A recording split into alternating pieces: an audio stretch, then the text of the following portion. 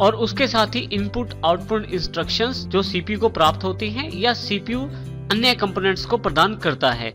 इसमें सबसे पहला पार्ट है ALU अर्थमेटिक लॉजिक यूनिट, जो सभी तरह के लॉजिकल ऑपरेशंस को करती है। अर्थात जितने भी लॉजिकल ऑपरेशंस किए जाते हैं कंप्यूटर में वो सारे इस ALU यूनिट के द्वारा ही किए जाते हैं। दूसरी यूनिट जो सबसे इंपॉर्टेंट रहती है वो है CU के रूप में control unit. Control unit memory से इंस्ट्रक्शंस या निर्देशों को प्राप्त करती रहती है और डिकोडिंग का काम कंट्रोल यूनिट को ही करना होता है। इस प्रक्रिया के लिए जब भी उसे ALU की जरूरत पड़ती है ALU को भी वो कॉल कर सकती है। इसी तरह से तीसरी जो CPU के इनसाइड एक यूनिट अवेलेबल रहती है वो है मेमोरी, जिसका मुख्य कार्य इनपुट और आउटपुट निर्देशों को स्टोर करना होता है जो एक CPU के द्वारा दिए जाते हैं। अर्थात जो भी इनपुट प्राप्त की जाती है या जो भी आउटपुट CPU देना चाहता है वो सारी उस मेमोरी सेगमेंट में स्टोर की जाती है जो CPU निर्देशित करता है। इस प्रकार से CPU इन सभी कंपोनेंट से मिलकर बना होता है। हमारे पास यहाँ कुछ CPUs के उदाहरण अवेलेबल हैं जिनकी जानकारी हम लेते हैं, जिसमें सबसे पहले है P3, जिनके मुख्य प्रोसेसर्स 500 मेगाहर्ट्ज से लेके 1000 मेगाहर्ट्ज के बीच में अवेलेबल हैं। मेगाहर्ट्ज एक क्लॉक यूनिट है। मेगाहर्ट्ज हमारे प्रोसेसर की स्पीड को इंडिकेट करता है, परंतु ये जरूरी नहीं कि जितने आपके मेगाहर्ट्ज ज्यादा हो उतना ही आपका प्रोसेसर भी फास्ट हो, क्योंकि प्रोसेसर में और भी काफी सारे एलिमेंट रहते हैं जैसे कि कोर आर्किटेक्चर और साथ ही मल्टी थ्रेडिंग सिस्टम।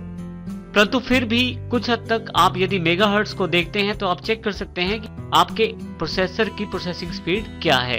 इसी तरह से हमारे पास पेंटियम P4 जो है वो 1 गीगाहर्ट्ज से लेके 3 गीगाहर्ट्ज तक अवेलेबल हैं, 1 गीगाहर्ट्ज से लेके 3 गीगाहर्ट्ज तक अवेलेबल हैं। इसमें यह ध्यान रखना जरूरी है कि जब मेगाहर्ट्ज 1000 हो जाते हैं तो हम उन्हें 1 गीगाहर्ट्ज कह सकते हैं।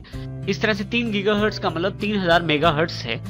नेक्स्ट हमारे पास जो ड्यूल कोर आर्किटेक्चर के प्रोसेसर्स हैं उनमें मुख्य प्रोसेसर्स की स्पीड 1.6 गीगाहर्ट्ज से लेकर 3 गीगाहर्ट्ज के बीच में अवेलेबल रहती है।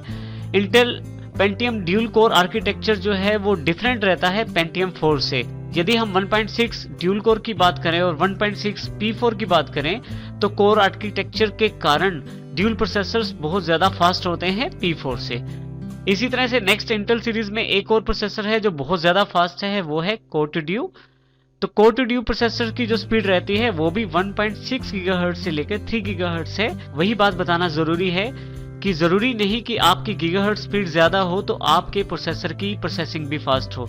जैसे कि एग्जांपल के तौर पे कोर ड्यू जो 1.6 गीगाहर्ट्ज के प्रोसेसर्स हैं उनकी स्पीड अपने कोर आर्किटेक्चर के कारण ड्यूल कोर और P4 जो 1.6 गीगाहर्ट्ज के प्रोसेसर हैं उनसे ज्यादा रहती है।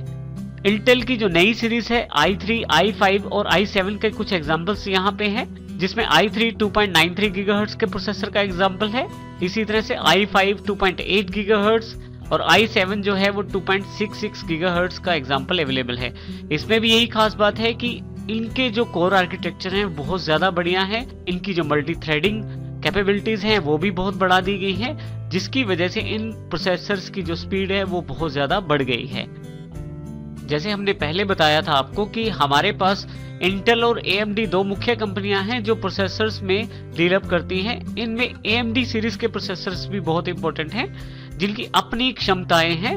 AMD सेम्प्रोन के नाम से सीरीज अवेलेबल है, AMD एथलॉन के नाम से और AMD फिनोम के नाम से भी एग्जाम्पल के रूप में यह सीरीज अवेलेबल है। इनका प्रयोग हम AMD मदरबोर्ड के साथ कर सकते हैं। AMD मुख्यतः गेमिंग परफॉर्मेंस के लिए या